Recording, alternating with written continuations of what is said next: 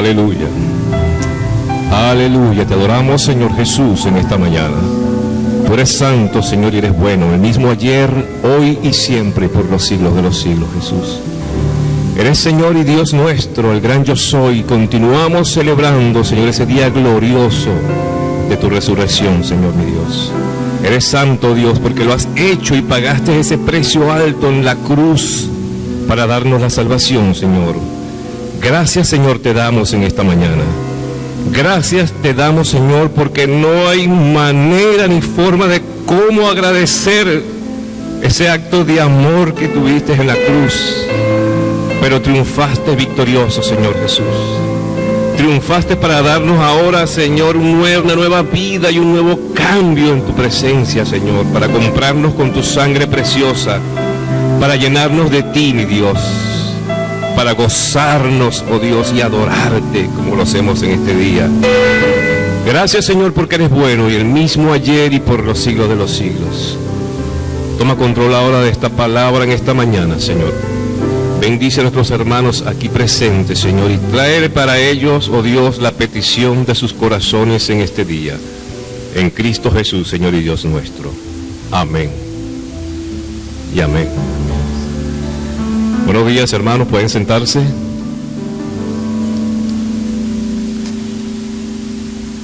Es maravilloso, pues, lo que Dios hace, y cuando analizamos el sentido profundo de lo que representa el pago del precio de Jesús en la cruz, no hay maneras de cómo agradecerlo, no hay maneras ni forma de cómo expresar nuestro sentido de amor y de gratitud, simplemente adorándole, simplemente exaltándole, simplemente glorificando su santo y divino nombre.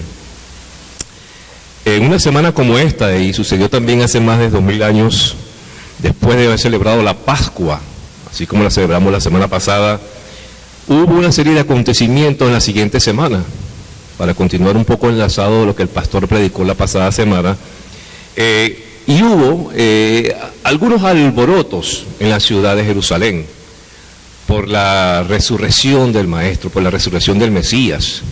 La tumba, como ustedes la ven allí, quedó abierta, quedó vacía, solamente quedaron los lienzos. Y es una manera de demostrar para lo cual Él vino a hacer por nosotros, y fue levantarse triunfando sobre la muerte, y así con ello perdonarnos nuestros pecados y acercarnos para comprar un lugar en el cielo para nosotros. Por eso Él decía también que más importante es la preocupación nuestra por nuestra vida futura, por nuestra vida en los cielos, más que esta terrenal. Y por eso voy a ir también, en base a esos acontecimientos, al Evangelio de Lucas, capítulo 24, versículos del 13 al 35. Lucas 24, 13 al 35. Leemos en el nombre del Padre, del Hijo y del Espíritu Santo. Y he aquí, dos de ellos iban al mismo día a una aldea que estaba de Jerusalén 60 estadios, llamada Emaú. E iban hablando entre sí de todas aquellas cosas que habían acaecido. Y aconteció que, yendo hablando entre sí y preguntándose el uno al otro, el mismo Jesús se llegó e iba con ellos juntamente, mas los ojos de ellos estaban embagados, para que no le conociesen. Y díjoles: ¿Qué pláticas son estas que traéis entre vosotros andando y estáis tristes? Y respondiendo el uno, que se llamaba Cleofas, le dijo: Tú solo peregrino eres en Jerusalén y no has sabido las cosas que en ella han acontecido estos días. Entonces él les dijo: ¿Qué cosas? Y ellos le dijeron: de Jesús Nazareno, el cual fue varón profeta, poderoso en obras y en palabra delante de Dios y de todo el pueblo. Y cómo le entregaron los príncipes de los sacerdotes y nuestros príncipes a condenación de muerte y le crucificaron. Mas nosotros esperábamos que Él era el que habría de redimir a Israel. Y ahora, sobre todo esto, hoy es el tercer día que esto ha acontecido. Aunque también unas mujeres de los nuestros nos han espantado, las cuales antes del día fueron al sepulcro y no hallando su cuerpo vinieron diciendo que también habían visto visión de ángeles, los cuales dijeron que él vive. Y fueron algunos de los nuestros al sepulcro y hallaron así como las mujeres habían dicho, mas a él no le vieron. Entonces él le dijo, oh insensatos y tardos de corazón, para que creáis todo lo que los profetas han dicho. ¿No era necesario que el Cristo padeciese estas cosas y que entrara en su gloria? Y comenzando desde Moisés y de todos los profetas, declaraba en todas las escrituras lo que de él decían. Y llegaron a la aldea a donde iban, y él hizo como que iba más lejos, mas ellos le detuvieron por fuerza, diciendo, quédate con nosotros, porque se hace tarde y el día ya ha declinado. Entró pues a estarse con ellos, y aconteció que estando sentados con ellos a la mesa, tomando el pan, bendijo y partió y dióles. Entonces fueron abiertos los ojos de ellos y le conocieron, mas él se desapareció de los ojos de ellos. Y decían el uno al otro, ¿no ardía nuestro corazón en nosotros mientras nos hablaba en el camino y cuando nos abrió las escrituras? Y levantándose en la misma hora, tomaron a Jerusalén y hallaron a los 11 reunidos y a los que estaban con ellos, que decían, ha resucitado el Señor verdaderamente y ha aparecido a Simón. Entonces ellos contaban las cosas que les habían acontecido en el camino y como había sido conocido de ellos al partir el pan. Que el Señor bendiga su palabra. Fíjense ustedes una cosa tan importante de lo que a veces sucede en la vida. Y este mensaje lo he titulado La desilusión. La desilusión y por ende trae la duda, porque cuando la desilusión alcanza un tope, alcanza un máximo, produce luego una duda, una desconfianza y luego también produce una falta de fe. Pero al final vamos a hablar de lo que es la misión. Esos son 3 puntos. La tristeza, la duda y la misión. El que ellos estuviesen apesadumbrados pensando, y lo que ellos vienen narrando en el camino antes de que el Señor se les sumase, vienen hablando de todas estas cosas que el pueblo de Israel viene desde hace mucho tiempo pensando en esas promesas, que iban a ser levantados, que el Mesías vendría glorioso y va a tumbar al poder político de ese momento, que iba a acabar con el emperador de Roma, los iba a liberar de ese yugo y también iba a instaurar su reino en Jerusalén y iba a poner a todos de una manera tal y a tal estima y a tal nivel que todos iban a ser felices para siempre.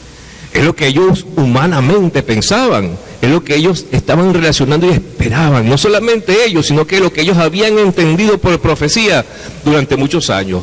Cuando ven que todas estas cosas han pasado y que Jesús muere entonces en la cruz, se dan cuenta que sus esperanzas habían decaído. Y comienza en ellos una tristeza, pero bueno, este no era el Mesías. Este no era el Salvador nuestro y no entendemos si hizo milagros y levantó muertos y resucitó personas y sanó aquí, sanó allá y ¿cómo es eso que ahora muere? ¿Y qué será de nosotros? Y todas sus esperanzas fueron mermadas. Se sintieron tristes, estaban acongojados. Esa era la común crítica y el común comentario que existía en la ciudad, tanto por creyentes como por no creyentes. Venían hablando de estas cosas últimas, porque realmente la muerte de nuestro Señor Jesucristo fue dramática, dantesca, fue lacerado, fue rajado su cuerpo. Y la agonía, ver la agonía ante el pie de la cruz, donde sus aires, sus fuerzas comienzan a mermar, y con desesperación tomaba aire para pronunciar la última expresión: Padre, en tu mano encomiendo mi espíritu. Es lo que ellos dijeron: hasta aquí llegó todo. Hasta aquí llegó nuestras esperanzas. Hasta aquí podemos decir que ya no hay dónde coger y seguimos siendo esclavos de los romanos. ¿Y cuántas veces nosotros, teniendo la esperanza en Cristo Jesús, viendo su obra y conociendo su palabra, a veces por situaciones de nuestras vidas no nos ponemos a veces a temblar pensando de que para nosotros no hay esperanza? ¿Cuántas veces la tristeza no embarga tu corazón y mi corazón en momentos determinados? ¿Cuántas veces la tristeza no abarca más allá del punto que te va creando la duda, la incertidumbre, la desconfianza, hasta tal punto de que puedes pensar de que ya la fe la has perdido? Ciertamente el Señor hizo su cumplimiento en la cruz del Calvario y también tenía que padecer lo que sucedió y también cumplir su resurrección. Pero lo que ellos menos esperaban o pensaban era que se iba a levantar y los iba a alcanzar a muchos de ellos, y en este caso, lo que estamos leyendo, a estos dos hombres en el camino. Y le dice: oh hombres, tanto tiempo que estuve con ustedes, no, ¿es que acaso no ven lo que dicen las Escrituras? ¿No están viendo lo que dice la palabra de Dios?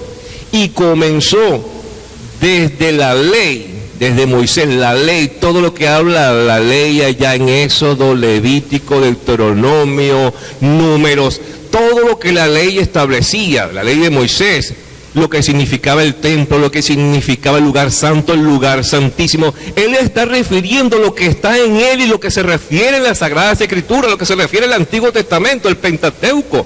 Le está mencionando a ellos el cumplimiento de esa promesa en él. Mírenme, yo soy el templo. Mírenme, yo soy el lugar santo que lleva el Padre. Yo soy el lugar, el paso del lugar santo al lugar santísimo que llega a la comunión con el Padre. Yo soy ese vehículo, yo soy ese camino. Pero aún con todo y eso, era más fuerte la duda y era más fuerte la tristeza de lo que ellos podían entender de lo que él estaba hablando. Comenzó a referirles, comenzó a hablarles. ¿Cuánto tiempo duró eso? Tal vez un par de horas mientras caminaban. Y después comenzó por los profetas mayores, Isaías, Jeremías, Daniel, y así, a hablar, y después los profetas menores, todo lo que proféticamente estaba mencionado acerca de él. ¿Y ustedes qué creen que ellos reaccionaron? Para nada. Seguían vedados. Y muchas veces cuando a veces damos la palabra a alguien o le predicamos a alguna persona y nos parece que no entiende o no puede reaccionar, porque muchas veces la duda, la preocupación, las situaciones familiares, las situaciones del empleo, las situaciones de trabajo, las enfermedades, nos nublan el entendimiento espiritual para ver la obra gloriosa de Jesús en la cruz y en la resurrección. Nos pasa muchas veces. Ellos estaban ahí que comieron con él, ellos estaban ahí que caminaron con él durante 3 años, ellos estaban allí y seguían caminando con él en ese día y no sabían que él estaba con ellos allí, porque la tristeza y la duda los embargaba. Los científicos dicen lo siguiente: el peor trauma que puede tener un ser humano es la tristeza. La tristeza es destructiva. La tristeza es la que produce un mal mayor en el sistema del cuerpo y por ahí se va una enfermedad psicoemocional y por ende una enfermedad grave, un cáncer y quién sabe qué otras cosas. ¿Por qué? Porque la tristeza es destructiva. Y si vemos en la palabra de Dios, en todos los evangelios, siempre el Señor habla de alégrate, dale gracias a Dios, gózate, no estés triste, alábale, cree en Él, aumenta tu fe, pídeme y yo te daré. ¿Por qué? Porque de esa situación que a veces podemos tener de tristeza, esa situación que podemos a veces abarcar en nuestras vidas y que nos lleva tomado de la mano sin darnos cuenta, podemos ser presa de ella durante todas nuestras vidas y no nos damos cuenta de que el Señor está con nosotros. Lamentablemente hay culturas, hay países formados dentro de una cultura de lo que es la tristeza y el dolor. Y ustedes los ven a veces en la televisión, donde más te maltrato, donde más te hiero, donde más te golpeo, y pueden ver tal vez una novela y más golpe, más llanto, más dolor, más maltrato, y produce tristeza y más tristeza. Entonces se convierte en una sociedad del más fuerte y el más débil, el golpeado y el que golpea. Pero ¿qué hace el Señor en este tipo de casos? ¿Qué hace Dios? Cuando nosotros vemos por la luz de la palabra y ahora por la luz del Evangelio, la obra gloriosa de Jesús en la cruz y la obra gloriosa para darnos esperanza, darnos salvación y darnos ahora un recurso nuevo del poder y la autoridad de Dios, usted tiene ahora con qué contar. Amén. Ahora tenemos con qué contar para poder ir en contra de todas estas cosas que a veces nos hacen y nos causan dolor. Nos abayazan y nos dan en nuestras vidas situaciones que podemos hasta decaer. Pero la esperanza, agarrados de Él, tenemos luz y tenemos esperanza. Son muchas las maneras y son muchos los milagros que vemos hoy día. Y a veces podemos pensar, pero es que Dios no está. No, Dios sí está. Pero también está en ti construyendo la fe. Una fe que pueda alcanzar un nivel suficiente, comparado como un grano de mostaza, un nivel suficiente para que pueda obrar en beneficio, no solamente de tu vida, en beneficio de los demás. Ciertamente Él pagó un precio por la humanidad, no solamente por los cristianos, por todo el mundo. Llevó en su cuerpo las heridas, llevó en su cuerpo el maltrato, el desgarramiento de su piel sobre cada latigazo que traía consigo en esa pelotita con garras. Levantaba allí toda la piel. Llevó esas heridas, llevó ese dolor y lo hizo por toda la humanidad. Pero cuando nosotros nos acercamos a Él ante la gracia de Dios y entendemos este proceder, debemos sentirnos gozosos y alegres porque, wow, no hay manera de cómo agradecerles, como decía al principio. No hay manera de cómo decirle, Dios mío, Señor, cuán grande eres y cuán bueno eres por mí, el precio que has pagado por mí en la cruz del Calvario. Fíjense ustedes, el estado apesadumbrado en que se encontraban estos dos hombres coincide perfectamente con la condición que esperaban todos los judíos en ese tiempo. Esperaban al Mesías que ocuparía el trono de Israel, que sacaría al emperador romano y sus dominios sobre esa tierra, que les daría la libertad esperada.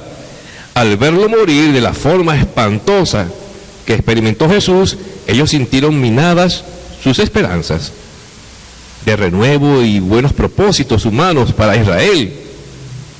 Y por eso, ¿cuántas veces nosotros también podemos sentir que estamos desesperanzados ante una situación crítica de la vida?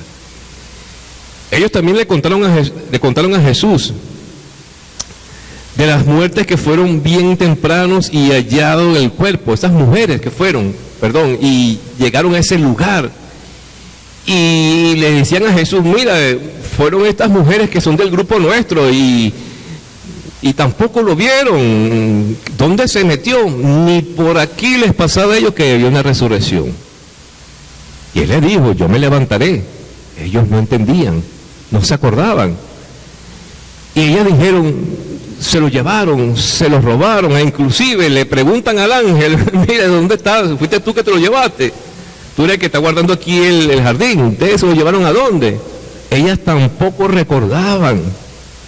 A veces la impaciencia, a veces la preocupación, a veces la perturbación de nuestra alma no nos deja ver el propósito divino de Dios en una situación.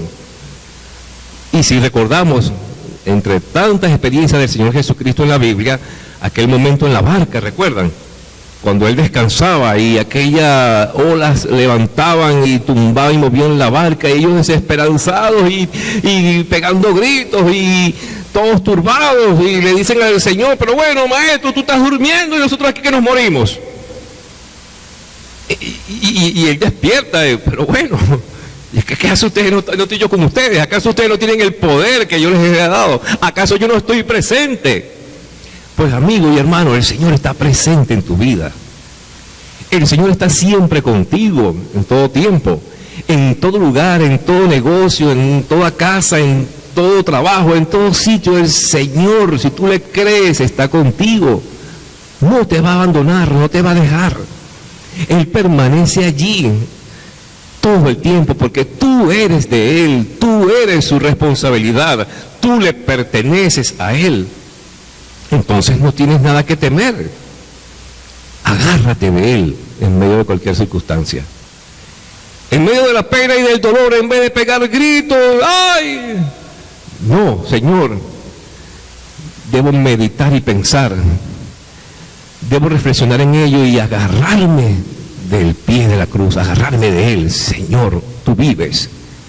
Señor, tú estás aquí. Señor, tú estás presente.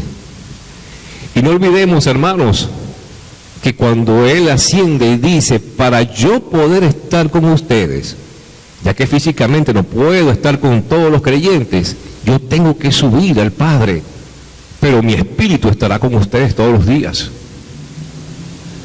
Él está contigo presente por medio de su espíritu. Él está contigo donde quiera que vayas. Y dice algo como una promesa gloriosa, hasta el fin de los tiempos.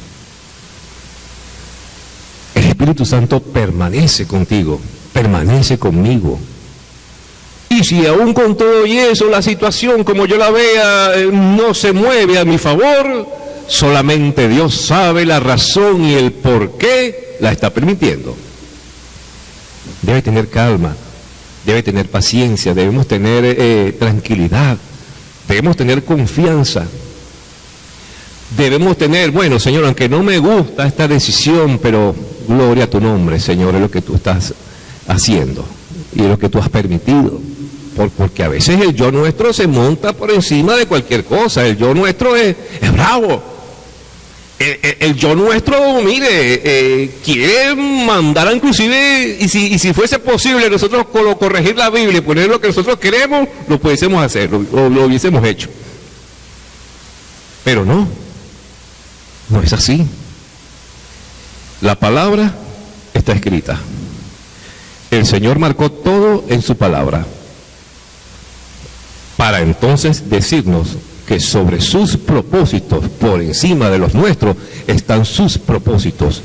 Y si yo le he dicho en oración, óigame esto, si usted le ha dicho en oración, Señor, tuyo soy, Señor, haz sobre mí tu voluntad, si usted ha dicho esto, Dios va a hacer su voluntad sobre usted.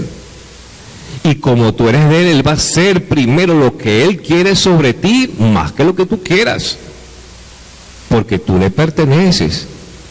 Eres su hijo, eres su siervo, pero más que un siervo eres un hijo, y como buen padre te va a dar lo mejor, pero siempre Él va a hacer su voluntad, porque eres suyo.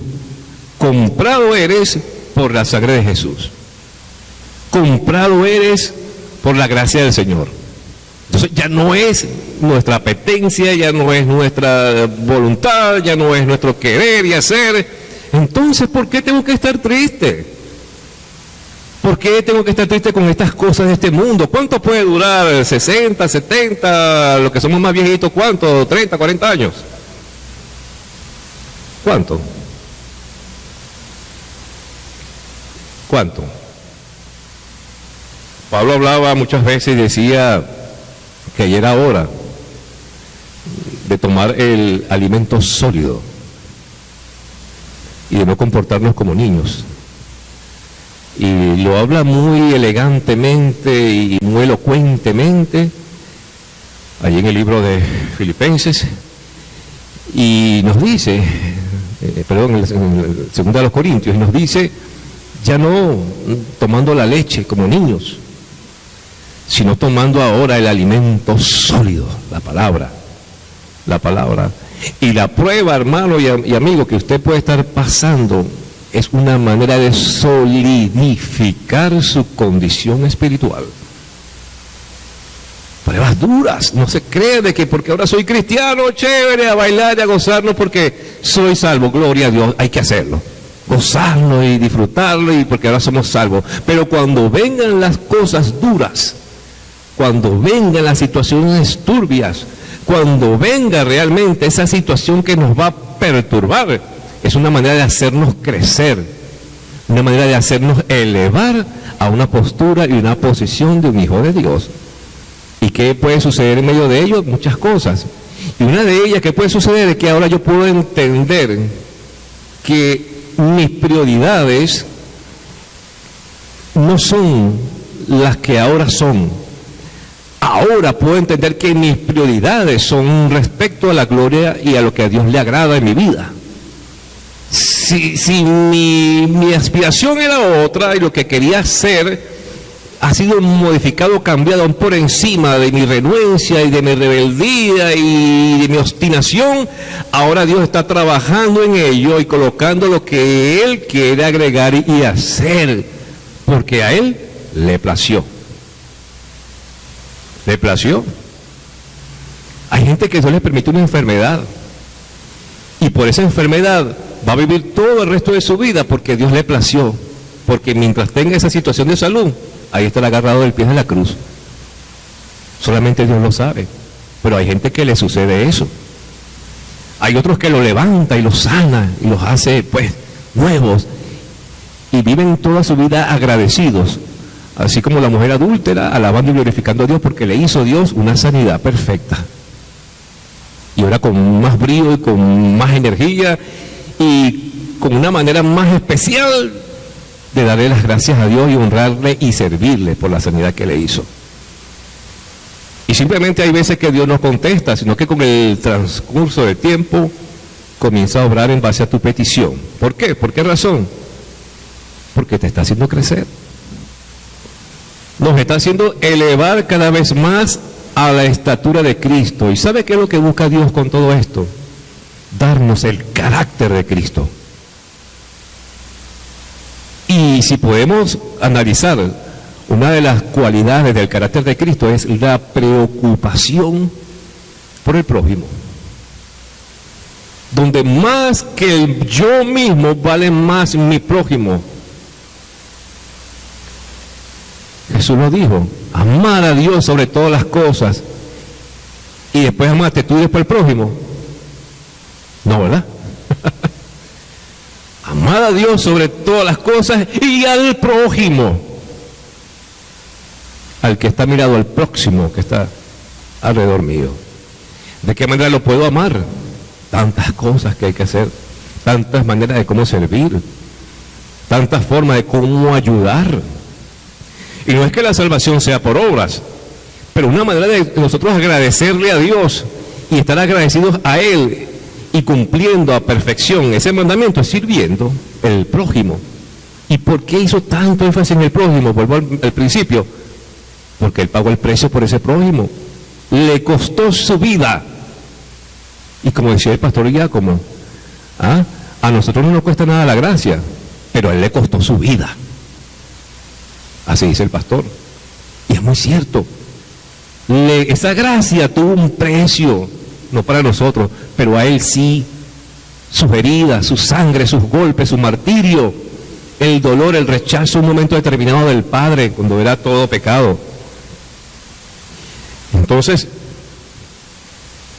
cuando podemos enfocar, cuando podemos ver la preocupación de Dios a favor del prójimo, comenzamos a transformarnos nosotros mismos también. Tenemos todavía que ser transformados. Tenemos que llegar a un nivel en que sea más importante mi hermano que yo mismo. Porque es así. Es así. Una situación profunda que a Pablo le costó también entenderlo. Pablo, acaudalado, un ministro de Dios, un fariseo entre los fariseos, un maestro de las sagradas enseñanzas de la liturgia y de todo el Pentateuco, Pablo, ahora apóstol, ahora renuente a esas antiguas enseñanzas. Entonces, si Pablo identifica todo esto como una pérdida o una basura por Cristo Jesús, ¿cómo es que vemos todavía gente nuestra buscando de agarrar todo aquello que Pablo botó?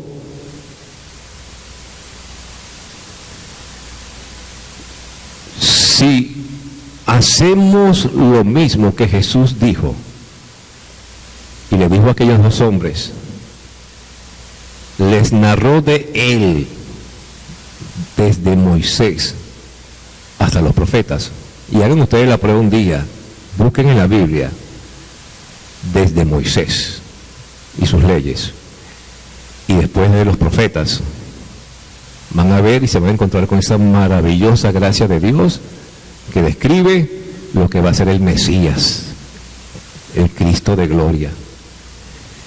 Si lo hiciéramos de esa manera, no estaríamos tan preocupados en las formas litúrgicas de lo que hacen por allí algunos, que más bien tienen que arrepentirse y buscar de Dios. Nosotros tenemos que estar agarrados de la gracia del Señor. Le costó su vida, un alto precio que pagar. Amén. Dios es bueno, es maravilloso. Aparentemente no tienen solución sin acordarnos de que somos de Él, y pase lo que pase, de Él somos, vivimos y nos movemos. Cuando las cosas son turbias y son problemáticas en nuestras vidas, acordarnos siempre de que de Él somos. Sin duda, la desilusión causa perturbación en la mente. Nos perturba, no me deja pensar, no me deja reaccionar, no me deja encontrarme conmigo mismo, no me deja ver la luz de Cristo, porque tengo la mente perturbada. Esto con cristianos y con no cristianos. ¿Por qué? Porque estoy decepcionado, porque estoy desilusionado, porque la enfermedad me está acabando. Entonces no me deja ver la luz de Cristo Jesús. Me siento perturbado, me siento movido. No deja pensar ni razonar afablemente. Nubla el entendimiento y hunde cada vez más en la tristeza, y de ahí pasa a la duda, como les decía. Yo no sé si esto verdaderamente va a ocurrir. De que Dios existió, yo no sé si verdad Dios existe. Que Cristo vino, yo no sé, hace tanto tiempo que va a venir, todavía no ha venido. Y tú ves gente cristiana hablando de esa manera. Gente cristiana hablando de esa manera, dudando de la esperanza en Cristo Jesús, dudando de la gracia redentora del Señor. Eso es pecado, hermano. Eso es pecado, amigo. Tenga cuidado. Y si necesito vaciarme, hable con su hermano o con su hermana. Venga acá, hermana, mire, yo necesito, amado, vaciarme contigo, amado, tengo esta situación que me tiene perturbado. Y estoy dudando, y estoy esto, y amado me va a consolar y me va a dar la palabra que Dios le va a poner a él para mi vida. Pero es bueno hacerlo. Y algo que me impactaba, cuando la esperanza marca un hito y la esperanza marca realmente un nivel en nuestras vidas, en la vida del cristiano, mire, pase lo que pase, nuestra confianza y plenitud está en las manos del Señor. Y una vez que viajaba desde aquí, desde Texas, desde Houston, viajaba a Nashville, un viaje de 21 horas, y pasaba por unos sectores donde había una iglesia cada media cuadra, una iglesia, y, ¡wow! Una iglesia cada media cuadra, donde el grupo pequeño recibía la palabra de Dios y era dirigido, era llevado, era movido, era bien adoctrinado.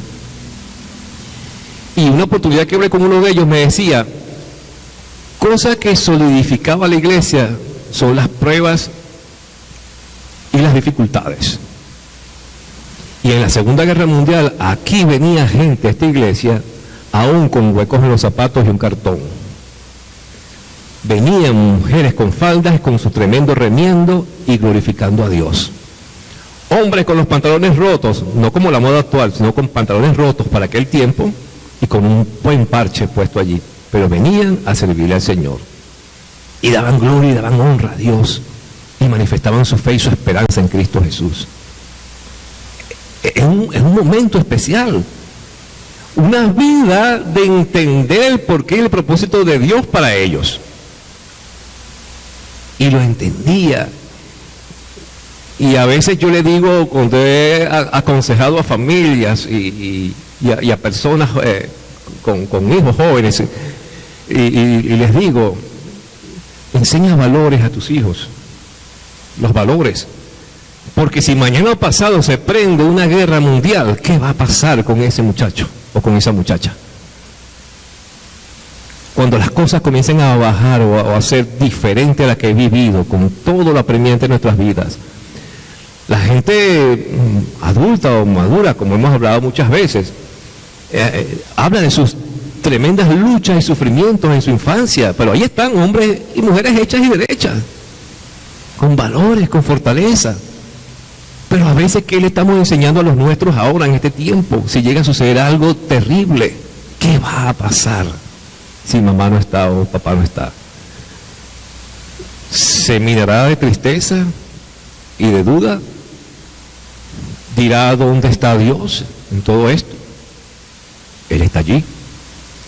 Las pruebas y luchas siempre las han habido, pero tenemos que tener la confianza y la plenitud de la fe puesta en nuestro Dios Todopoderoso. Con todo,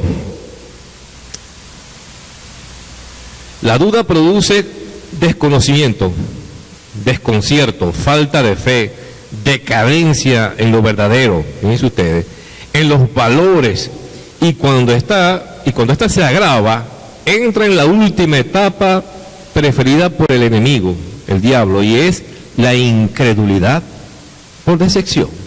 Estoy tan decepcionado de esto, porque se me murió el marido y ahora yo estoy solo, bueno, entonces ya no creo ni en Dios. O se murió la mujer y ya no creo en Dios. O X o aquello, o perdí la casa, o perdí esto, o perdí el trabajo, ya no creo en Dios. ¡Wow! La última etapa, que es donde el diablo se goza y se le está honrando a él, que es con incredulidad. Ya no creo. Tenga cuidado, hermano. Tengamos cuidado, hermanos queridos.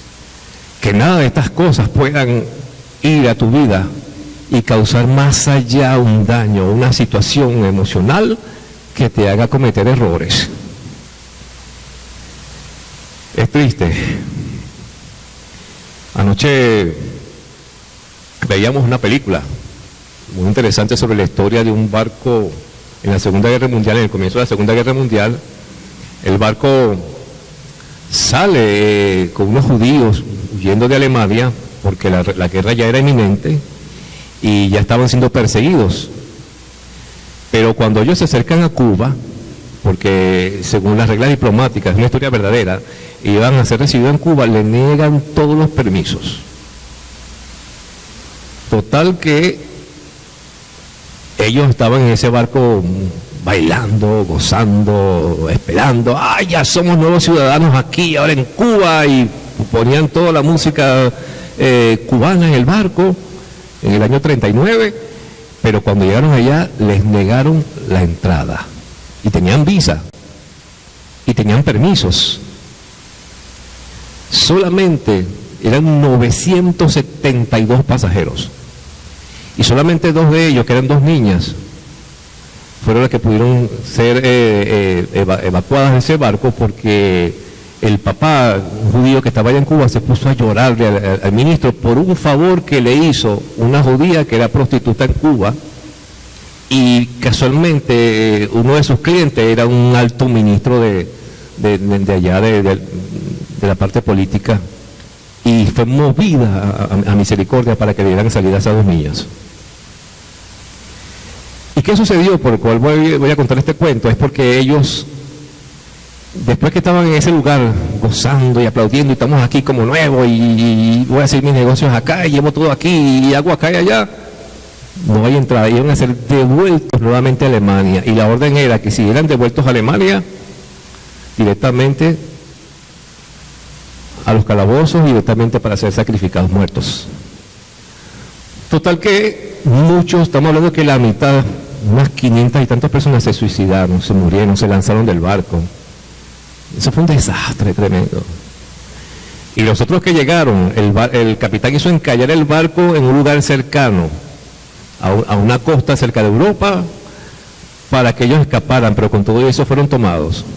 Pero los que llegaron y confiaron, esos fueron rescatados. Muy pocos de ellos, inclusive el médico, uno de los médicos que fue el que más trabajó a favor de ellos, fue capturado y llevado a los campos de concentración, pero fue perdonado. Y el mismo capitán del barco fue perdonado, porque fue llevado a un tribunal militar. Entonces, ¿dónde estaba la esperanza de ellos?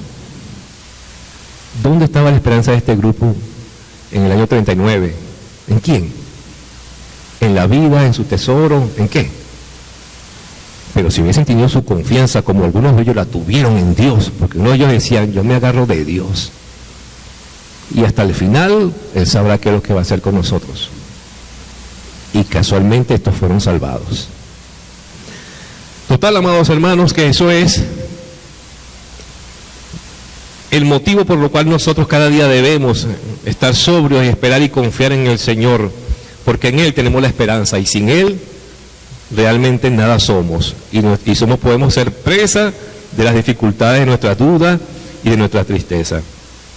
Jesús hace como si se va a ir, y ellos le dicen que se quede con ellos a pasar la noche. Ahí lo ven. Jesús no obliga a nadie a creerle. Jesús no entra forzadamente a la casa ni al corazón de ninguno, ni obliga a nadie a creer en que Él resucitó de los muertos. Simplemente, si te invita, y si le invitamos a nuestras vidas, Él entrará y habitará en tu ser.